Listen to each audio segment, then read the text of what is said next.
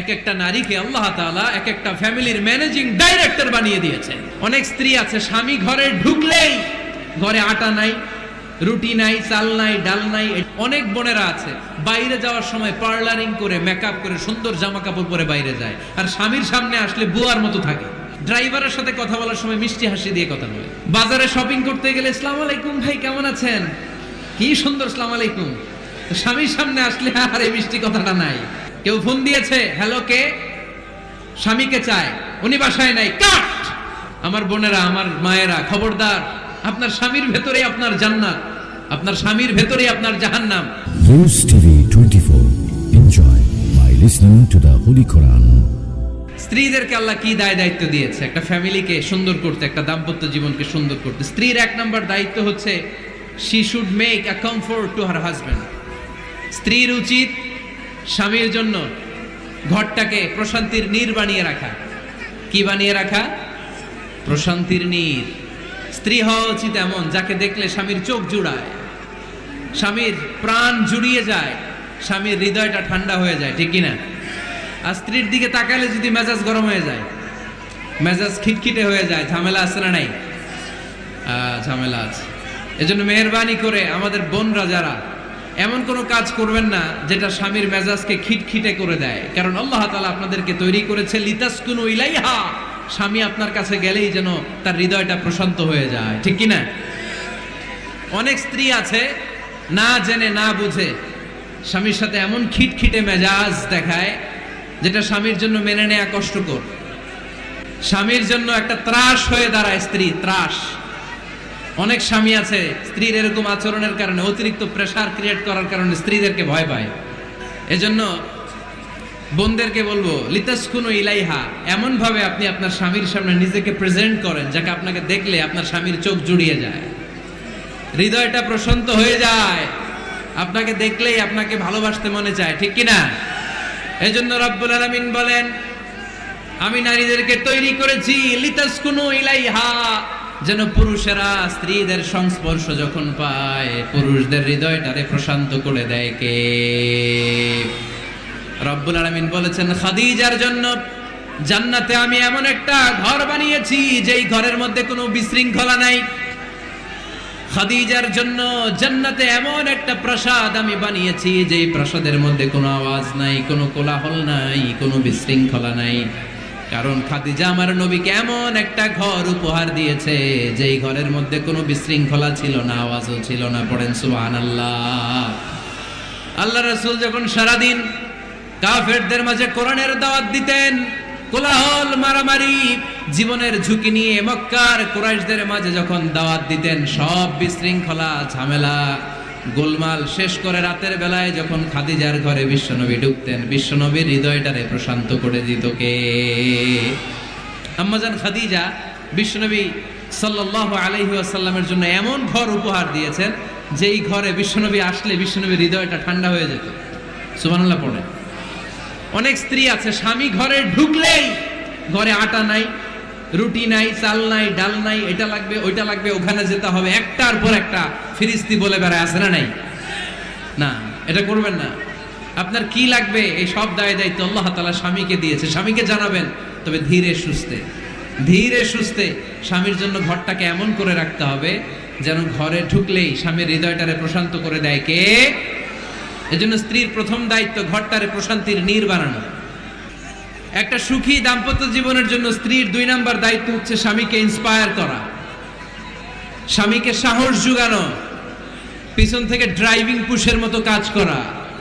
কারণ স্বামীকে যখন স্ত্রী সাহস যোগায়, স্বামীর সাহস বেড়ে যায়, ঠিক কিনা?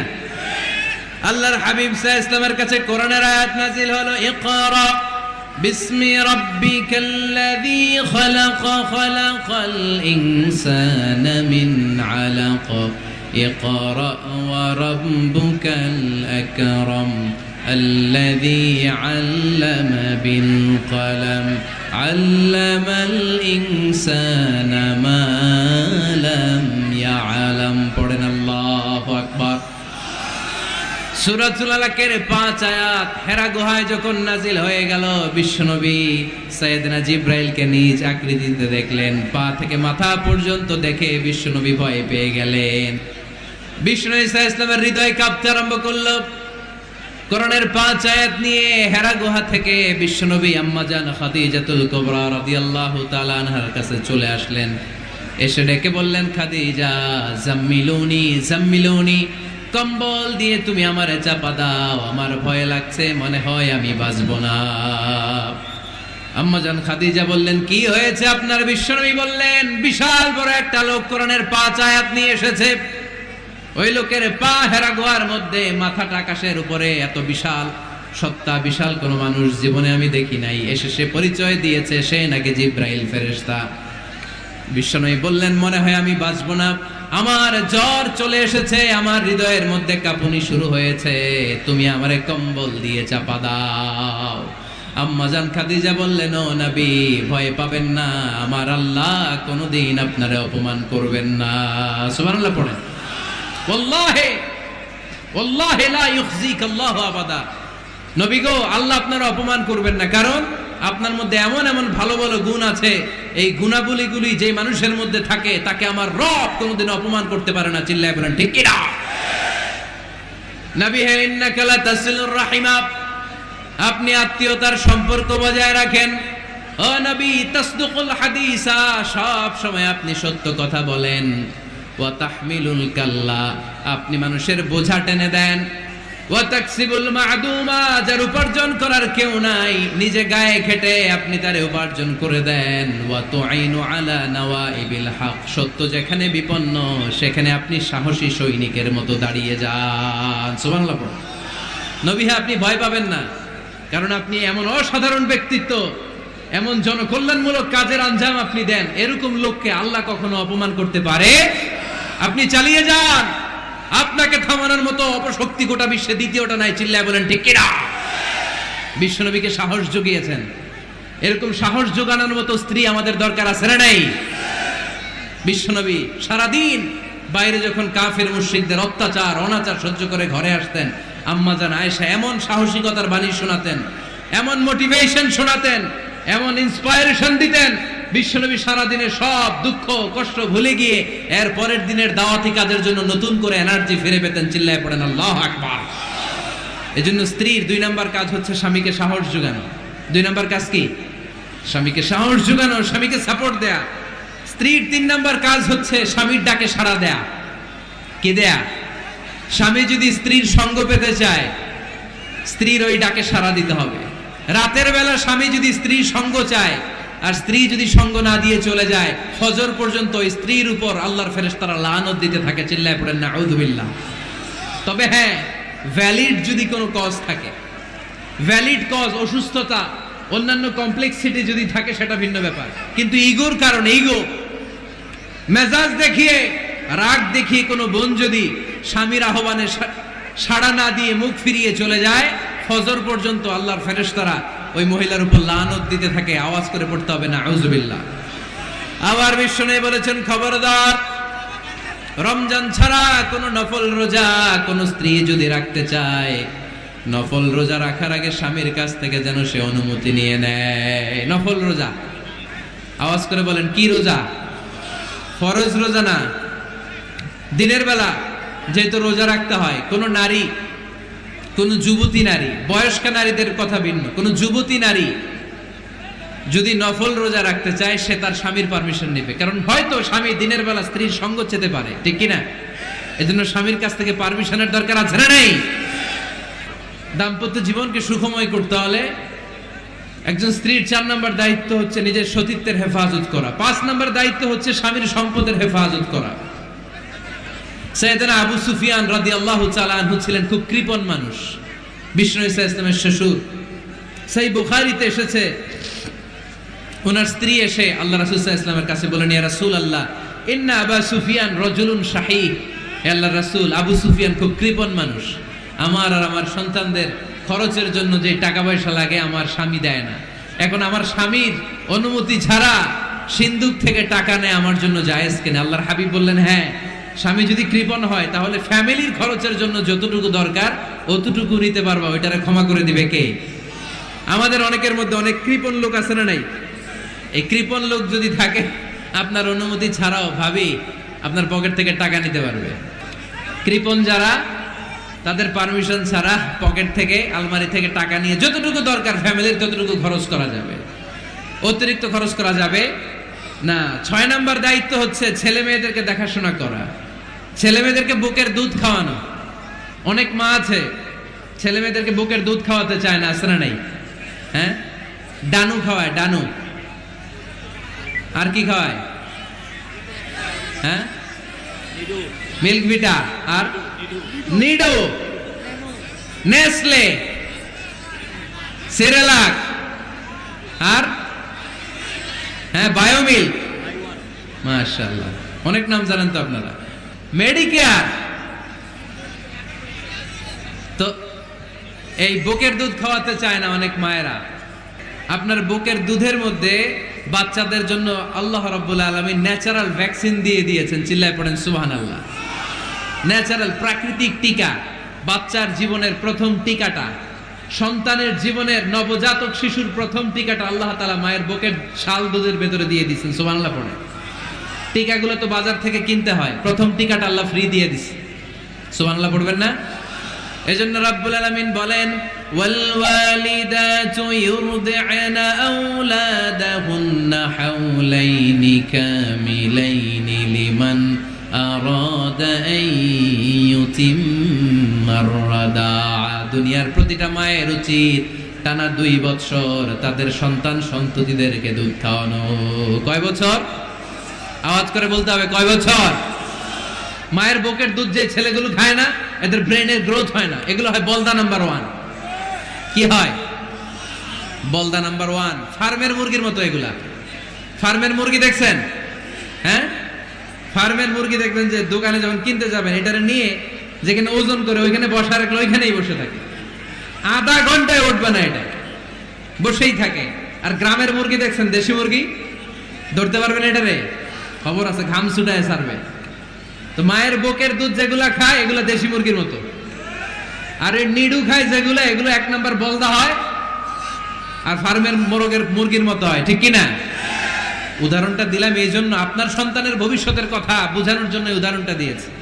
বুকের দুধ খাওয়াবেন, এর মধ্যে আল্লাহ তাআলা এমন নিউট্রিশন, পুষ্টি গুণ দিয়ে মায়ের বুকের দুধকে আল্লাহ তাআলা সমৃদ্ধ করেছে। বাচ্চার ব্রেইনের গ্রোথ হয়, বাচ্চার হাড্ডিগুলো খুব শক্ত হয়, সে ইনফিরিয়রিটি কমপ্লেক্সে ভোগে না, হীনমন্যতায় ভোগে না। জীবনের যেখানেই যাবে সেখানেই সে হবে সফল। চিল্লায় বলেন ঠিক কিনা?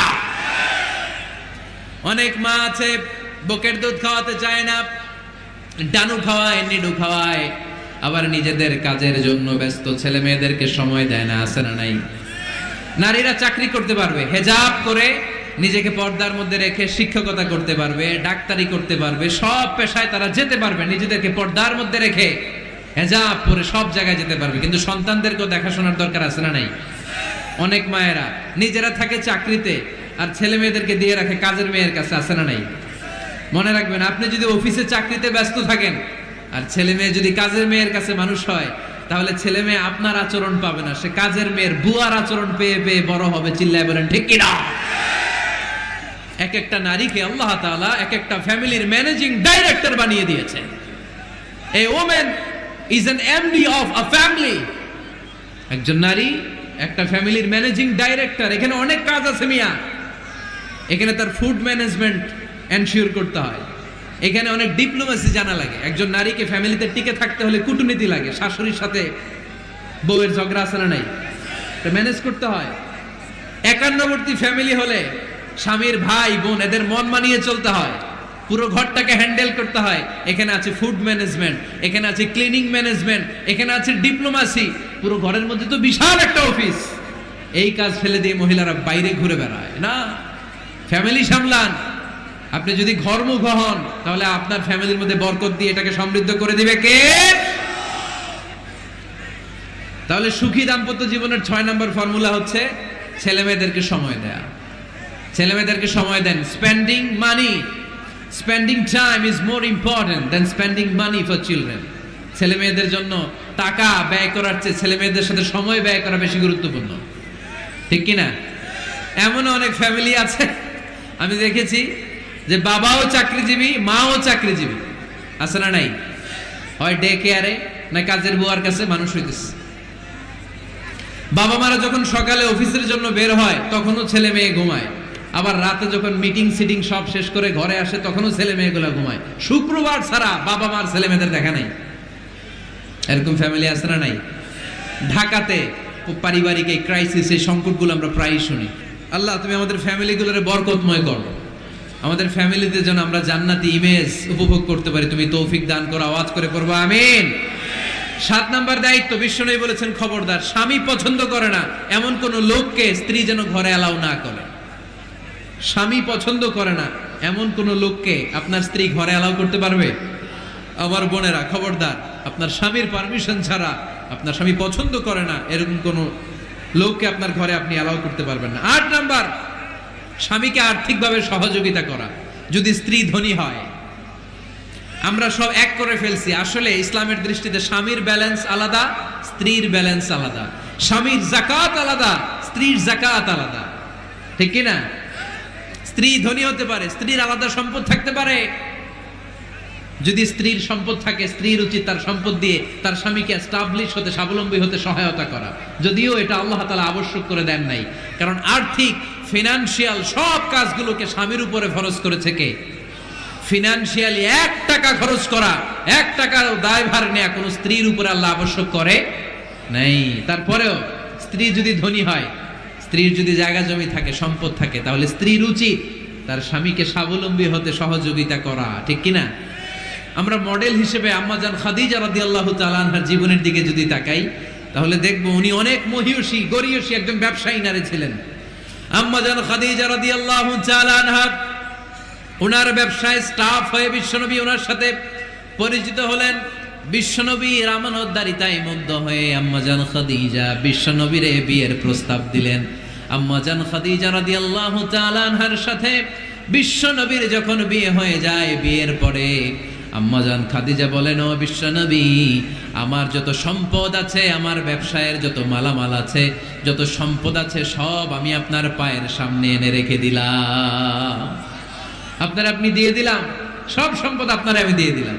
আপনি ইচ্ছে মতো মানুষকে দান করতে পারেন, খরচ করতে পারেন, দাওয়াতি কাজে, মুসলিমদেরকে আজাদ করার কাজে আপনি ব্যয় করতে পারেন। আওয়াজ করে পড়েন আল্লাহু আকবার।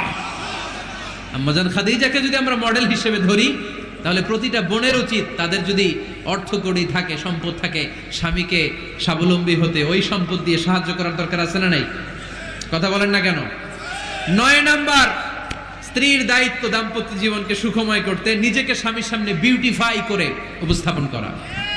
নিজেকে বিউটিফাই করে, মেকআপ করে স্বামীর সামনে উপস্থাপন করা।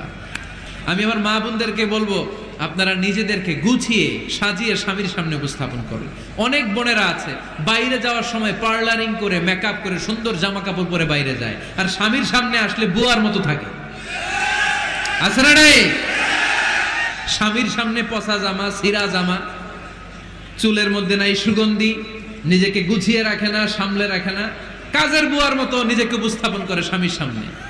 আর বাইরে গেলে মেকআপ করে, পার্লারিং করে যায়। হওয়া দরকার ছিল উল্টা, বাইরে আপনি সাদা সিধা ভাবে যাবেন, বোরকা দিয়ে নিজেকে ঢেকে যাবেন।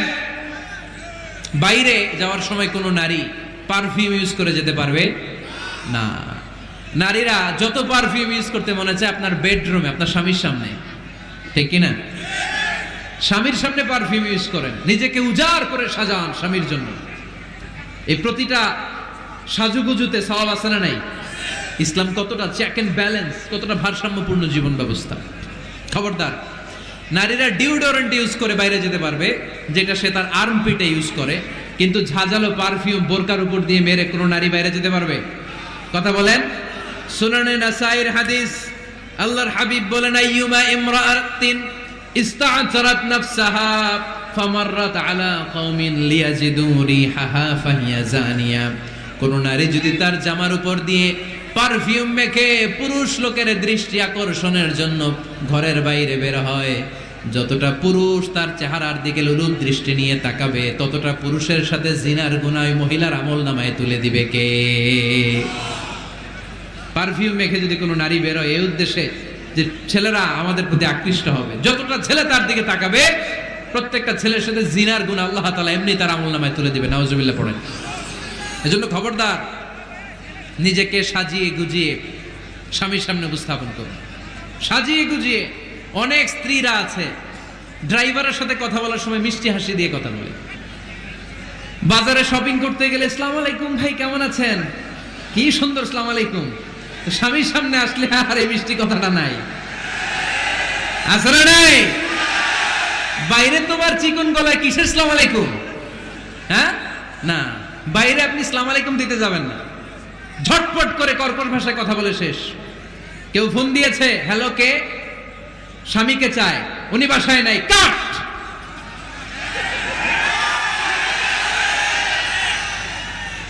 কারে চান, আপনার হাজবেন্ডের, নাই, কাট, শেষ করে দিবেন। মিষ্টি মিষ্টি আসসালামু আলাইকুম আসসালামু আলাইকুম বলা যাবে নাকি? খবরদার, খবরদার। বাজার করতে গেলে কি মিষ্টি হাসি, দোকানে গেলে কি মিষ্টি আলাপ, ড্রাইভারের সাথে কি সুন্দর কথা, সিএনজি ওয়ালার সাথে কি সুন্দর আলাপ, আর ঘরে আসলে এই চেহারাটারে এরকম করে রাখে, আছে না নাই? ঘরে আসলেই স্বামীর সাথে খিটখিটে মেজাজ, না বোনেরা, উল্টো করে ফেলছেন আপনি। বরং স্বামী ছাড়া অন্যদের সাথে কথা শর্টকাটে সারবেন, যাতে কোনো ফিতনা চলে না আসে। চিল্লায় বলেন ঠিক কিনা? আর নিজেকে স্বামীর জন্য উজাড় করে সাজান, পার্লারিং করেন, বিউটিফিকেশন করেন, মেকআপ করেন, বেডরুমে পারফিউম মাখেন, নিজেকে উজাড় করে স্বামীর জন্য সাজান। সওয়াব দিয়ে আপনার আমল নামাটারে পূর্ণ করে দিবে কে? বিশ্বনবী যখন সফরে যেতেন, সফর থেকে ফিরে আসার সময় ডিরেক্টলি স্ত্রীর ঘরে যেতেন না। বিশ্বনবী একজনকে ঘরে পাঠিয়ে দিতেন, মদিনা রূপকণ্ঠে কিছু সময় অপেক্ষা করতেন, আর বলতেন আজকে আমি আয়েশার ঘরে যাব, আয়েশারে যে বলো আমি এসেছি, কয়েক ঘন্টা পরে আয়েশার ঘরে আমি ঢুকবো। সুবহানাল্লাহ পড়েন। স্ত্রীকে সময় দিতেন, কারণ স্ত্রী হয়তো কাজ করে, ঘর গুছায়, ঘেমে থাকতে পারে, তাকে নিজেকে গুছানোর জন্য সময়ের দরকার আছে না নাই? লম্বা সফর শেষ করে, সেই বুখারীর হাদিস, বিশ্বনবী যখন সফর শেষ করে মদিনায় ফিরতেন, ডিরেক্টলি স্ত্রীর কাছে যেতেন না, মদিনার উপকণ্ঠে ওয়েট করতেন এবং বার্তাবাহককে পাঠাতেন, যে বলো যে আজকে আমি সফিয়ার ঘরে থাকবো। সফিয়াকে সময় দিতেন 2-1 ঘন্টা, যাতে নিজেকে সাজিয়ে নিতে পারে। সুবহানাল্লাহ পড়ো। আমার বোনেরা, আমার মায়েরা, খবরদার, আপনার স্বামীর ভেতরে আপনার জান্নাত, আপনার স্বামীর ভেতরে আপনার জাহান্নাম। আপনার স্বামীর মনকে খুশি রাখতে পারলে জান্নাতের দরজাগুলো আপনার জন্য খুলে দিবে কে? ক্যাপাসিটির বাইরে কিছু চাবেন না। এই 10টা স্ত্রীদের দায়িত্ব। এই 10টা পয়েন্ট যদি কোনো স্ত্রী স্বামীর জন্য এইভাবে স্যাক্রিফাইস করে করে এইভাবে আঞ্জাম দিতে পারে, এই স্ত্রীদের জন্য জান্নাতের দরজাকে খোলা রেখেছে কে? আওয়াজ